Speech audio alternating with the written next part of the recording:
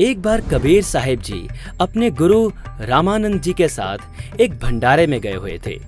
वहां पहले सत्संग हो रहा था, जिसमें बताया जा रहा था कि भगवान हो तो राम जैसे हो, जिन्होंने कभी ऊंच नीच नहीं देखी। भीलनी शूद्र के झूठे बेर भी भक्ति भाव से हंस हंस कर खाए। प्रवचनों के बाद भंडारा शुरू हुआ।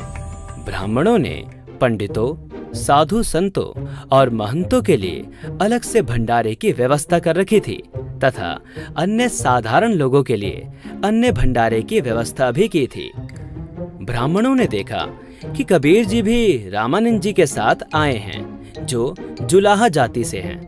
उन्होंने सभी संतों, महंतों से चारों वेदों के एक एक मंत्र सुनकर भंडारे में प्रवेश करने की नीति बनाई।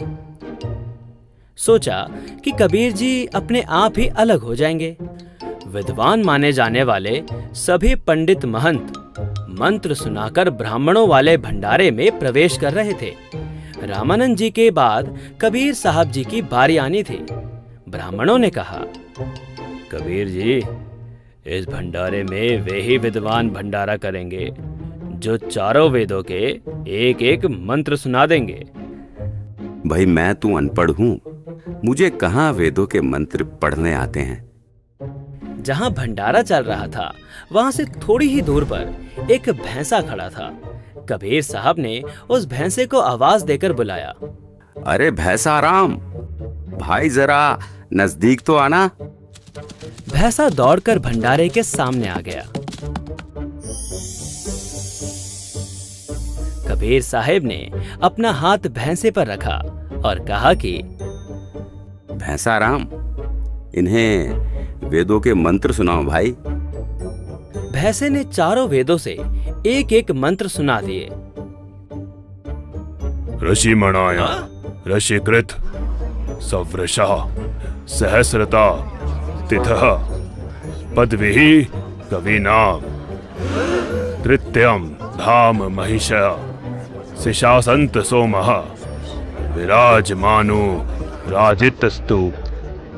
अर्थात कबीर देव शिशु रूप धारण कर लेता है, लीला करता हुआ बड़ा होता है।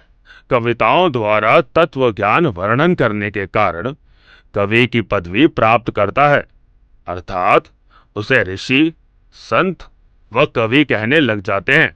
वास्तव में वो पूर्ण परमेश्वर शरीर में, आकार में, गुंबद में, सिंहासन पर विराजमान है, और वो कोई और नहीं बल्कि मेरे पास जो खड़े हैं यही वो पूर्ण परमेश्वर हैं। सभी ब्राह्मण अचंभित रह गए। कबीर साहब ने कहा, लो भाई, भैंसा राम ने मंत्र सुना दिए। भैंसा राम, जाओ और विद्वानों के साथ बैठकर भंडारा करो। मैं तो साधारण लोगों के साथ ही भंडारा कर लूंगा। ये लीला देखकर उपस्थित पंडित शर्म से पानी पानी हो गए और क्षमा मांगी।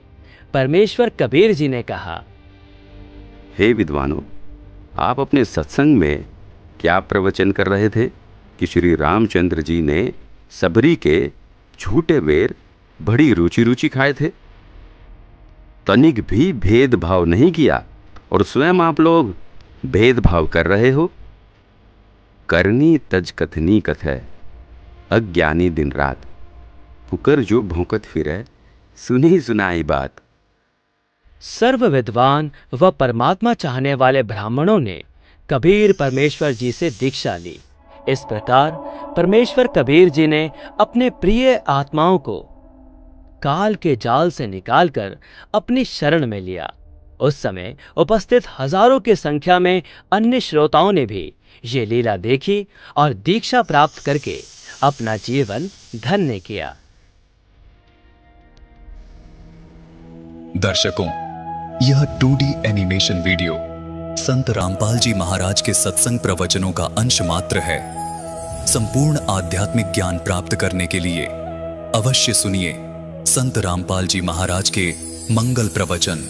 संत रामपाल जी महाराज के मंगल प्रवचन सुनने के लिए आज ही प्ले स्टोर से डाउनलोड करें संत रामपाल जी महाराज ऐप और सब्सक्राइब करें हमारा YouTube चैनल संत रामपाल जी महाराज।